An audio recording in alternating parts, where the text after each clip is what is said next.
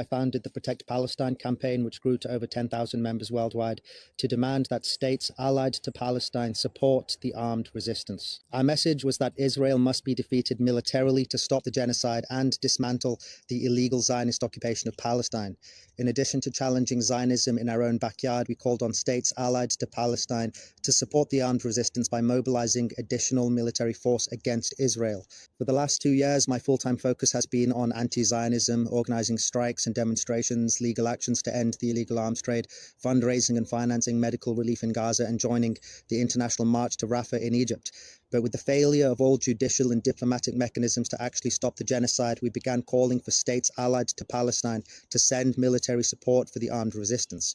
We consistently said the UN is dysfunctional and cannot be trusted on Palestine, warning that France and Saudi Arabia are currently using the UNGA to entrench Israel's occupation of Palestine with a fake stabilisation force, and we called for that to be rejected. Instead, we campaigned for states that are allied to Palestine like Colombia, South Africa and Bolivia from the Hague Group to follow Yemen's lead in collaborating with the Palestinian armed resistance and establish an international military force to dismantle Israel's occupation of Palestine.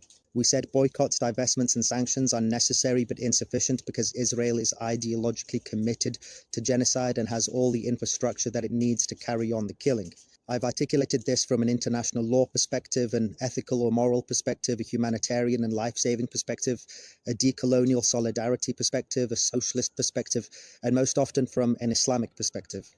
Our strategic focal point was to get states to send navies to protect the flotilla to break Israel's siege on Gaza and build support for Colombia's proposal for a non-UN armed protective force to support Palestine. When we began this campaign, our demands seemed politically unrealistic, but this month, the PNGO, a network of Palestinian civil society organizations in Palestine, officially backed Colombia's proposal for an armed protective force to dismantle Israel's occupation of Palestine outside the UN system. With this announcement from the PNGO, we feel our message is being carried forward by Palestinians in Palestine, and there's no more need for our work. Our final message is to call upon our members to support the PNGO and help fuel their demand for military support from allied states to support the resistance. A final statement on the campaign website with a summary of our work is online at protect-palestine.com/closing statement. I've also said everything I want to say and have no more need for my social media accounts, but we'll leave our website and Instagram account online as an archive of what we did and what we stood for, and we'll close my own accounts in 2 days. Witnessing the Gaza genocide has been the most harrowing experience of my life, but I want to thank all the incredible Palestinians and non-Palestinian friends and allies I've made along our way in our collective liberation from Zionist domination. Many of you have my number, and I'm sure we'll stay in touch, inshallah.